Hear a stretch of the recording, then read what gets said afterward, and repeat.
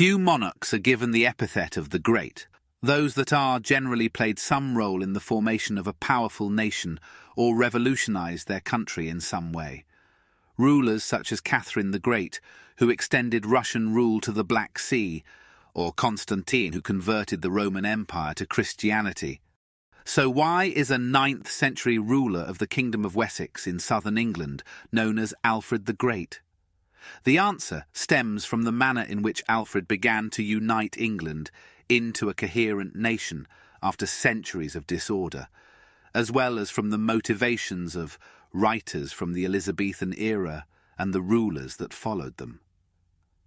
Back in the Iron Age, Britain had been divided into dozens of small lordships and polities, ruled by various Brittonic Celtic groups, such as the Ordovices and Brigantes. Most of these were gradually reduced to Roman rule after the invasion of the island in the middle of the 1st century AD.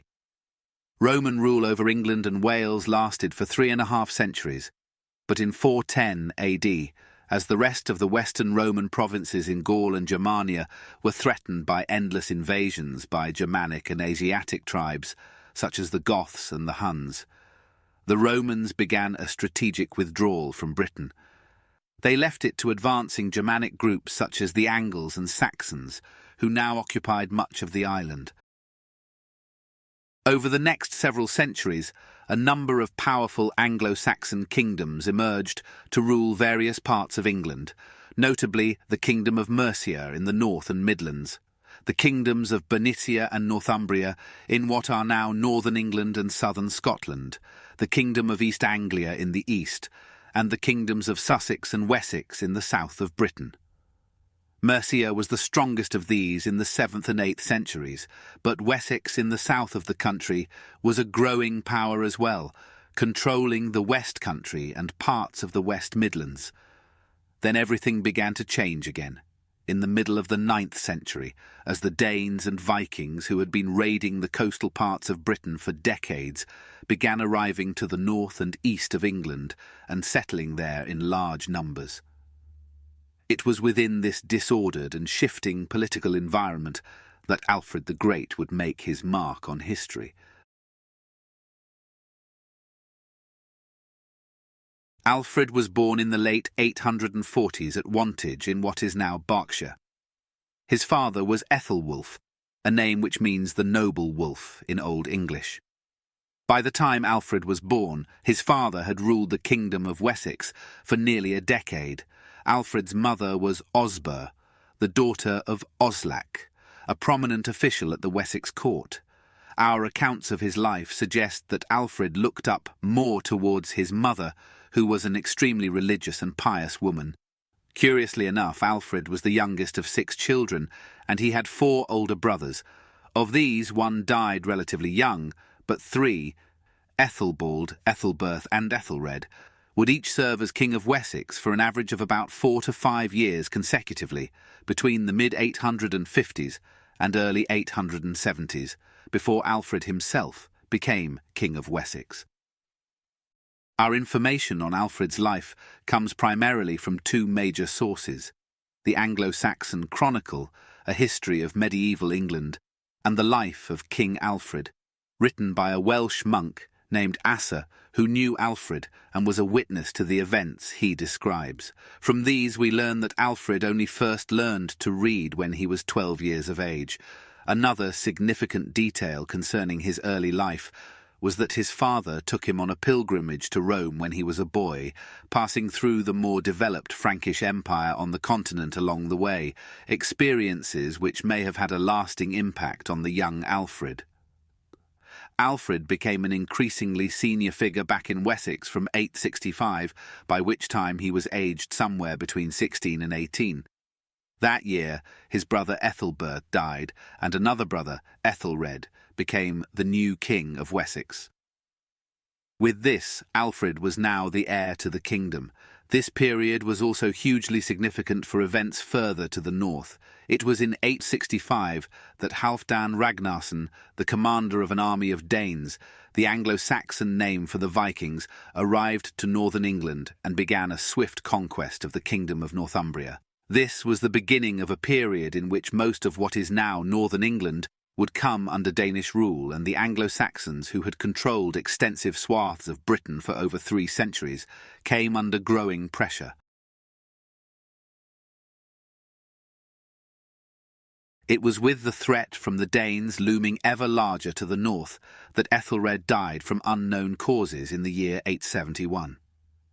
He had left behind 2 sons who could plausibly have continued his line, but with the Norse armies to the north presenting an existential threat to the kingdom of Wessex, a decision was taken that the 2 infant sons of Ethelred would be overlooked in favour of an adult monarch.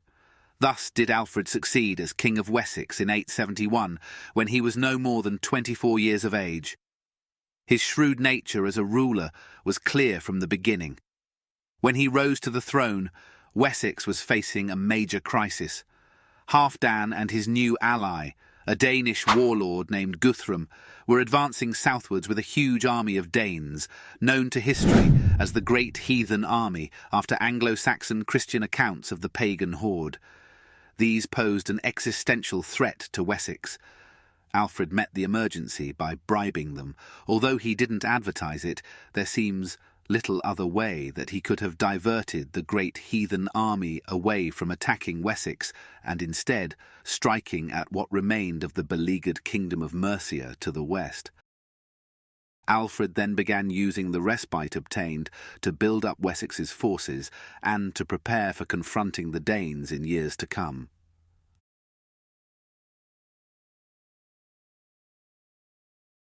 By the mid-870s, Alfred controlled much of the south of England, but the central parts of Britain were now almost entirely under the control of the Danes, with Guthrum carving out a large kingdom for himself in East Anglia, and then pushing ever further westwards into the lands of Mercia and towards the modern-day border with Wales. It was in this context that Guthrum began an invasion into Wessex in 877 and 878. It was a dubious decision, as the Danes were divided at this juncture, with Halfdan having campaigned to Ireland in 877 and being killed at the Battle of Strangford Lough. With the possibility of Guthrum being reinforced from Northumbria reduced, Alfred decided the time was right to meet with the Danish Lord of East Anglia on the field of battle. Thus, he gathered his forces and marched to meet Guthrum and his great heathen army in the field at Edington in what is now Wiltshire. The Battle of Edington was fought there in the early summer of 878. Our details of the battle are limited, but it seems that Alfred was able to call on greater numbers than Guthrum and used a shield wall to break the Danish advance before pursuing the Danes for several days in the wider region. This was an incredibly important victory, one which turned the tide in the war between the Anglo-Saxons and the Danes. In the aftermath of it, Alfred and Guthrum's officials negotiated the Treaty of Wedmore. Under the terms of it, Guthrum agreed to leave Wessex and not to attack Alfred's dominions again, while also agreeing to convert to Christianity. This constituted the first major victory for an Anglo-Saxon lord over a Danish one, or indeed for any Christian ruler over a Viking warlord in Western Europe.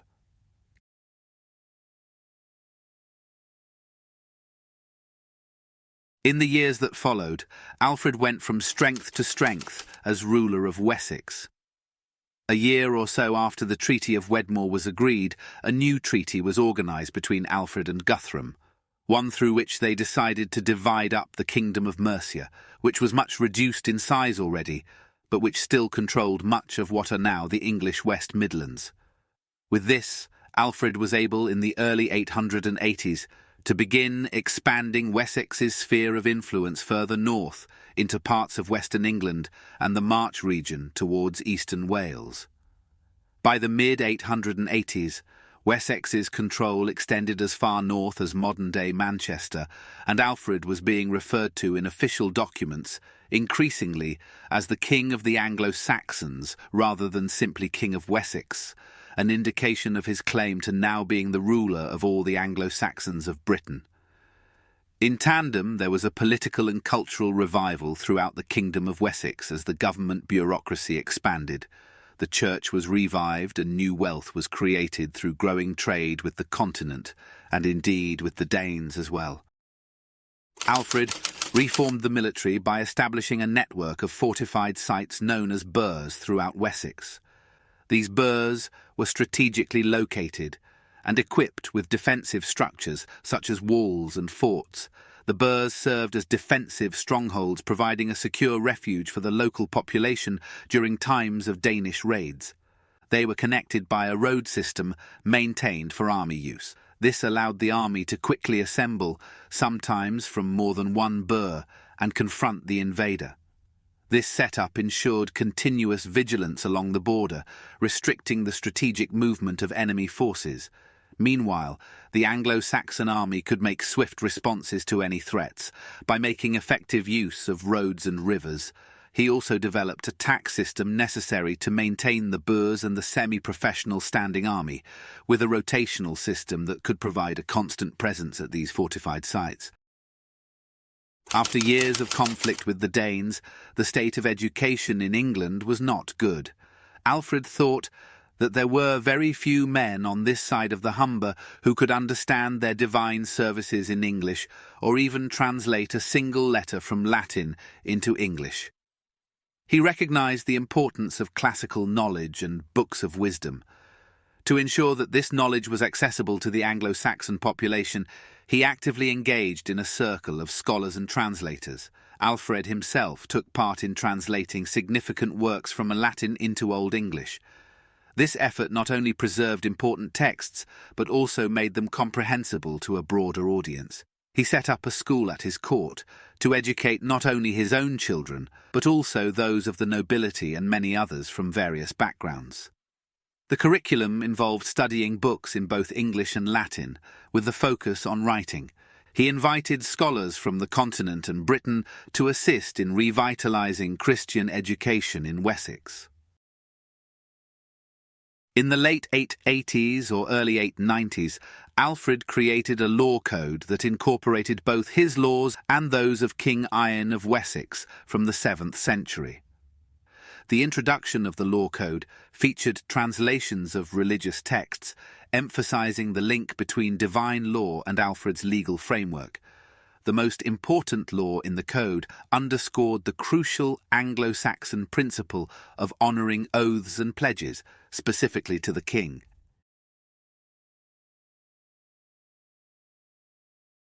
The main source of information about Alfred the Great is a biography written by a Welsh bishop named Asser of Sherborne, while Alfred was still alive. This biography, titled Life of Alfred, details Alfred's life and accomplishments and was commissioned by Alfred himself. Since it was created under Alfred's patronage, it is not inconceivable that the author wanted to present the king in the best light. Similar can be said of the Anglo-Saxon Chronicle. The manuscript was created during Alfred's reign and promotes Alfred's dynasty and rule, as well as his enthusiasm for learning and the use of English as the written language. This presents a challenge for historians, as both primary sources were created with the intent of portraying a specific image of Alfred. Despite their potential biases, these sources provide evidence that Alfred was, at the very least, a competent military and political leader. However, interpreting Alfred's true character is complicated due to the evolving nature of his reputation over time and the lack of alternative sources for comparison. Alfred was given the title the Great by the writers of the 16th century, more than 500 years after his death. During the Reformation, he was recognized as a devout Christian leader, advocating the use of English over Latin. Consequently, the translations he sponsored were perceived as free from the subsequent Roman Catholic influences brought by the Normans. His reputation was often manipulated for political purposes, depicting him as the idealized, most perfect man in history and the founder of England. His popularity grew during the 18th and 19th centuries, with tributes portraying him as a hero and the foundation of British values. Alfred was even linked to the Royal Navy and the British Empire during the Victorian era, despite these claims being exaggerated.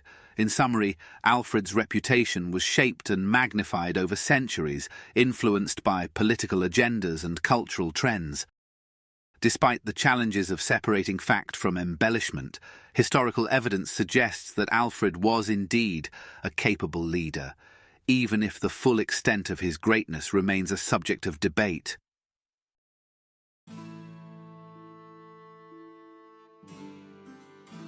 Alfred died on the 26th of October 899, when he was in his early 50s.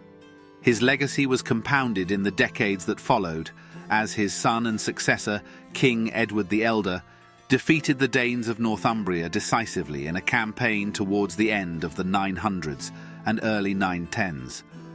His own son and successor, Aethelstan, Alfred's grandson, inflicted the final defeat on Northumbria in 927 and united the majority of what is now England under his rule. The following year we find the first reference to him as Rex Anglorum, King of the English. Thus, within 3 decades of his passing, the series of events which Alfred had initiated to unite the Anglo-Saxon kingdoms under his rule and defeat the Danes in tandem had resulted in the emergence of a new kingdom of England.